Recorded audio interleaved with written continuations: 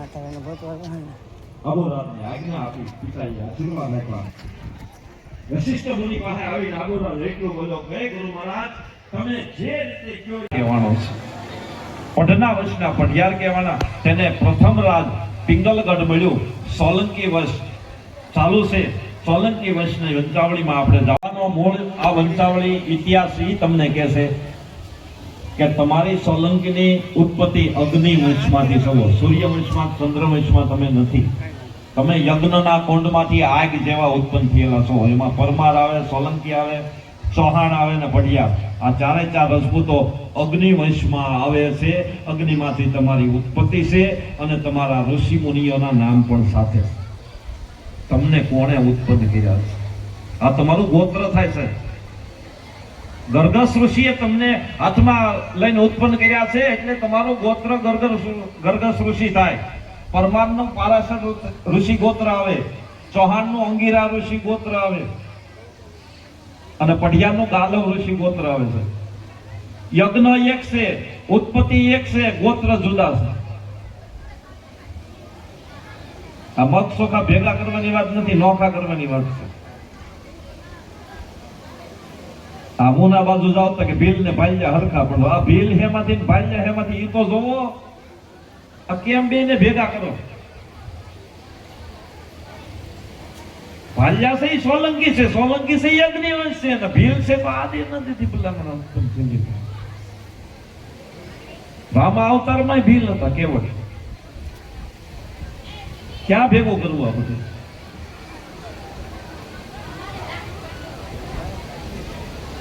સોલંકી, ભાલિયા, વાઘેલા આ બધા એક થાય. આમાં તમારે વરવા પર બિલકુલ ન થાય. તમારું બધાનું ગોત્ર એક થાય. પછી અત્યારે તમે કરો તો કોઈ કહેવા વાળું છે નહીં ભાઈ. અત્યારે દીકરો બાપનું નથી માનતું, બારોટનું કોણ માને? હા હા, કળિયુગ છે ને ભાઈ. એક વાર વાવવાનું સમય લણું. સતયુગમાં બધા અમારું માનતા. રાજ કચેરીમાં જઈને કાટલો પકડીને રાજાને કહેતા કે એ રાજા આ તારી ભૂલ છે, તેથી માનતા. હવે તો બાપનું ન ચાલતું, એમાં બારોટનું ક્યાંથી અલગ? બાપના ઘરે કોઈ ભાઈએ કીધું કે તારા દીકરા હાટુ દીકરી હારી જોઈ છે કે ભાઈ મારા છોકરાને પૂછવું પડે. એ જોવે પછી મેળ આવે. હવે તો બાપનું નથી પતતું, તમારું ક્યાંથી પતે? સમય અઘરો આવ્યો છે, પણ રૂપા રેલે હાલી જાય કમાવા વાળા હોય તો. આપણે એમ કે સત્યુગ હારો નહીં, હું તો આ હારામાં હારો યુગ અત્યારે આ હાલે. તમારી પાસે ક્ષમતા હોવી જોઈએ. કમાવા વાળો માણસ હોય તો રૂપા રેલ હાલી જાય. તમે જેટલા ધારો એટલા કમાઈ શકો નીતિથી.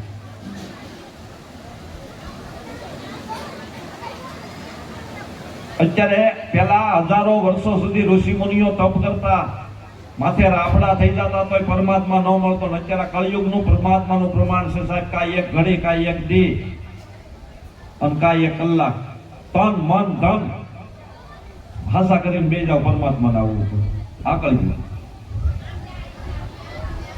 મનુષ્યનો દેહ એવો છે સાહેબ, મનુષ્યમાંથી જીવમાંથી શિવ થઈ શકો તમે. આપણે આ મનુષ્યનો દેહ બહુ સારા મારો છે, પણ હવે આનો ઉપયોગ આપણે કઈક અલગ કરી નાખીએ. એટલે હવે સોલંકી વંશના વંચાવળીમાં જઈએ આપણે. સોલંકી વંશ પ્રથમ સૂર્યપુર પાટણનું રાજ મળ્યું.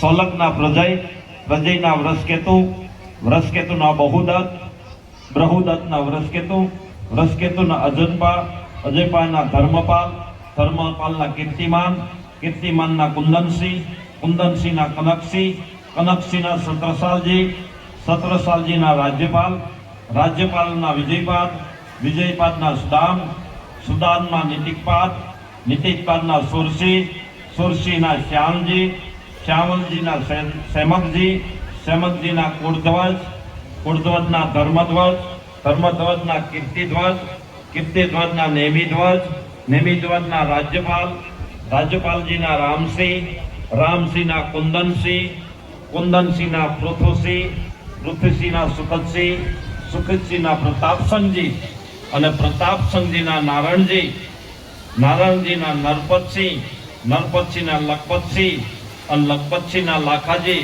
લાખાજીના વિરમરાજજી વિરમરાજજીના વખતરાજજીના ભીમરાજજી, ભીમરાજજીના ભક્તસિંહ, ભક્તસિંહના પૃથુસંગજીના પ્રતાપસંગજી, પ્રતાપસંગજીના વીરસિંહજી, વીરસિંહના ધર્મપાલ, ધર્મપાલના કનકસિંહ.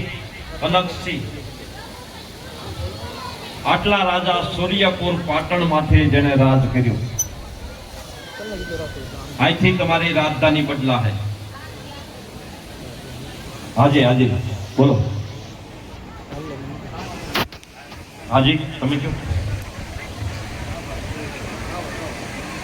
ભાલિયા પરિવારની એવી ભાવના છે કે બારોટજીને સાફા બાંધવા છે, તો આપણે 2 મિનિટ એ સમય કાઢી નાખીએ. મારો બાપ સોલંકીની વંચાવળી, આજ તો તમને જેટલી બુલેટ આવે એટલી મોજ કરો. હા, ભાલૈયા પરિવારના મંત્રી શ્રી પાસાભાઈ તરફથી આગેવાનોનું આપણે અહીંયા સન્માન કરવાનું છે. બારોટજીને સાફા પણ બાંધવાના છે. અને પાસાભાઈ તો હવે મારે તો એના અહીંયા બેઠા છે સામે, એટલે વખાણ કરીએ એટલે ઓછા છે, પણ સુગાળા ટ્રસ્ટની અંદર 40-42 વર્ષથી જોડાયેલા છે. અને અત્યારે સુગાળા શું છે એ તમે બધા જાઓ છો, તમને ખ્યાલ હશે. પહેલા શું હતું સાહેબ, અત્યારે કેટલી ત્યાં સુવિધા સુગાળાની અંદર માણસોને રહેવા કરવાની, ખાવા પીવાની કોઈ પણ જાતની અગવડતા ન પડે એવી સુવિધા કરી છે.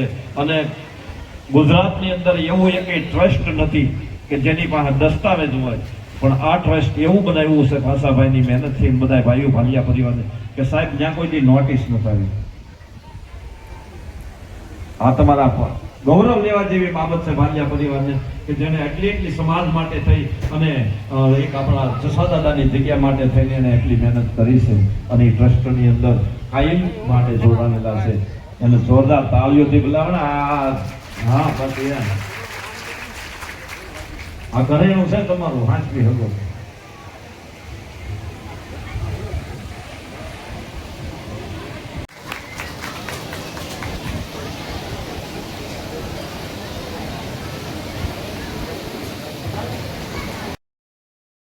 પરિવાર રાકાભાઈના પરિવાર હવે વંચાય. રાકાભાઈના પરિવારમાં ખેતાભાઈ પણ વંચાય, નાદાભાઈ પણ વંચાય, દેવાભાઈ પણ વંચાય, રામભાઈ પણ વંચાય, લક્ષ્મણભાઈ પણ વંચાય, અંજુબા પણ વંચાય, લક્ષ્મીબા પણ વંચાય, હાકડગરના ભાણે પણ વંચાય, બાયાભાઈના જન્મેલા પણ વંચાય, બાયાભાઈ તે દેહાભાઈના દીકરી પણ વંચાય. રાકાભાઈના ખેતાભાઈનો પરિવાર હવે વંચાય. ખેતાભાઈના પરિવારમાં નથુભાઈ પણ વંચાય, ભીમાભાઈ પણ વંચાય, રત્નાભાઈ પણ વંચાય, લાખાભાઈ પણ વંચાય, ભોલોભાઈ પણ વંચાય, માનુબા પણ વંચાય, હાસીબા પણ વંચાય, રૈયાબા પણ વંચાય, ડોળાસિયા ઘરના ભાણે પણ વંચાય, જીવીભાઈના જન્મેલા પણ વંચાય, જીવીભાઈ આમાભાઈના દીકરી પણ વંચાય.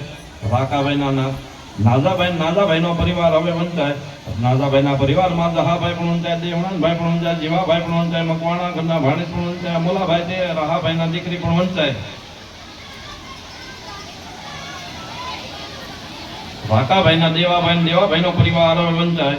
માલાભાઈ પણ વંચાય, અજાભાઈ પણ વંચાય, ભાવીબા પણ વંચાય, સૌદાસભાઈ પણ વંચાય, દેવસીભાઈ પણ વંચાય, મણિબા પણ વંચાય, બારિયા ઘના ભાણે પણ વંચાય, જીવીભાઈ તે આજાભાઈના દીકરી પણ વંચાય.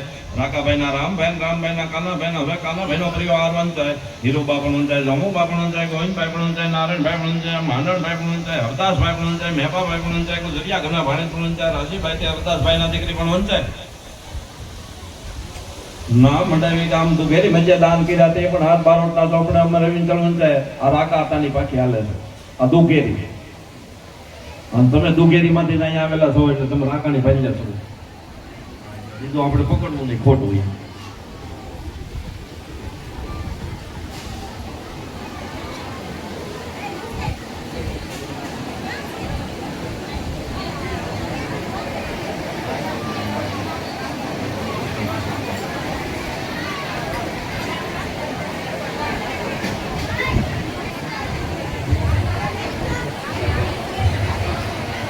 સુગાળામાંથી પછી તમે જ્યારે દુઘેરીમાં આવ્યા,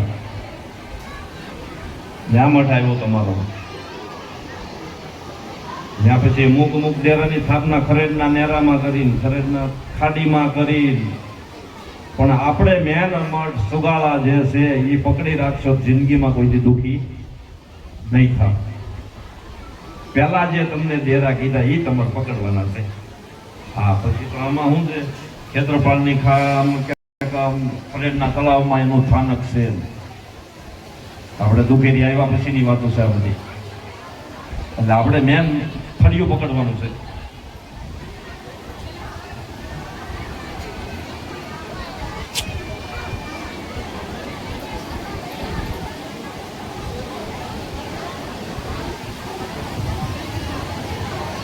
હવે રાકાત અને રામાતાના દેવાતાનો પરિવાર પણ વંચાય.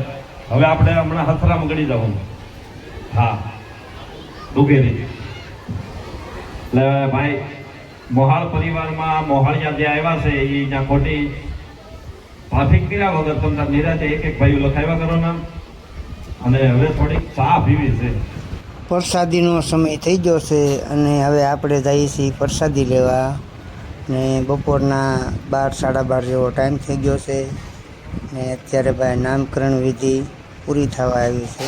ભાલિયા પરિવાર ગામ સથરા બારોટ દેવના સોપલી નામકરણ વિધિ હતી આજ. તો ભાઈ આજનો વિડીયો તમને કેવો લાગ્યો લાઈક શેર અને કોમેન્ટ જરૂર કરજો, બરાબર. તો જય જસા દાદા, જય ખોડિયારમાં, જય માતાજી.